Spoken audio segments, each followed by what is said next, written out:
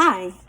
So if you are seeing this video, that means that you either have a package on the way or you have received your package already. So first off, I hope you felt as happy as I do when you received your white package.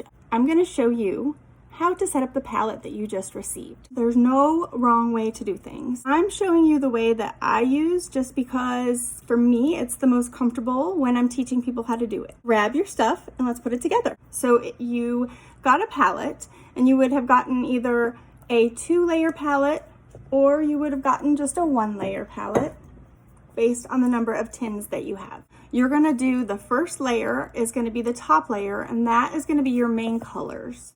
And it just slides open. So you're just gonna go ahead and open your tins.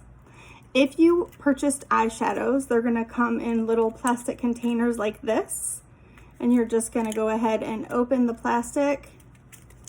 Same thing, you're gonna take that out. The tins are metal and these are magnetic. So you're just gonna take that tin, open it up, and pop them in.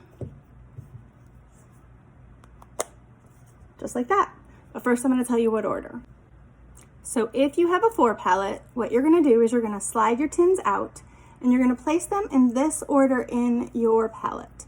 So first you're going to put the darkest color. That is your contour. The next one, I'm actually going to have you put it in as your lightest color, and I'll tell you why in just a minute. So go ahead and put your darkest and then your lightest. And then you're gonna put the one that's the closest to your skin shade. Then you're gonna wanna put your lip cheek. If you have 2 layers, it means that you probably have more tins to put in them. So you're gonna go ahead and put still the same thing on your top layer. You're gonna start with your contour, then you're gonna put your lightest shade, and then the one that's closest to your skin tone. Then you're gonna go ahead and put your lip cheek color. You probably got an illuminator, so you're gonna put that in there as well. And then if you have a color corrector, you're going to put the color corrector in. On the second level, if you got eyeshadows, you're going to go ahead and place your eyeshadows in the second layer. If you have powders and creams, it's best if possible to keep them separate.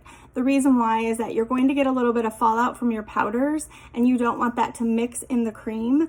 And then if you drop your palette and you break an eyeshadow, it's not something that you want to mix all into your cream. So that's a sad day. So if it's possible, try to keep your powders and your cream separate. If you started small and you have to put them together, it's not the end of the world. Just kind of be careful with what you've got going on. They're pretty durable, but just kind of giving you a heads up. So the reason that I have you do it in the order like this in the palette is because that is how you're going to apply it. And I'll be sending you a second video with how to apply. Again, no right or wrong way. It really is just that this is how I apply mine because it's been the easiest for me. And it's easy for me to kind of know that your palette is set up the same as mine. You are going to want to keep your tin, at least keep 1 tin. Especially for your lip cheeks, if you want to take them and put them in your purse, if you're going somewhere and you want to apply your lip later, you can take them and cover them with the tin. Another trick is that you might struggle sometimes to get your tins out. If you use your fingers, you're going to poke your finger down in there, but if you put the tin empty lid in there, it'll literally lift your tin right up, and then you can take it and you can change it out when you run out of that color. Because it's cream and these are made with paper, you're going to get a little bit play over onto the edges of your palette. That's normal and that's okay.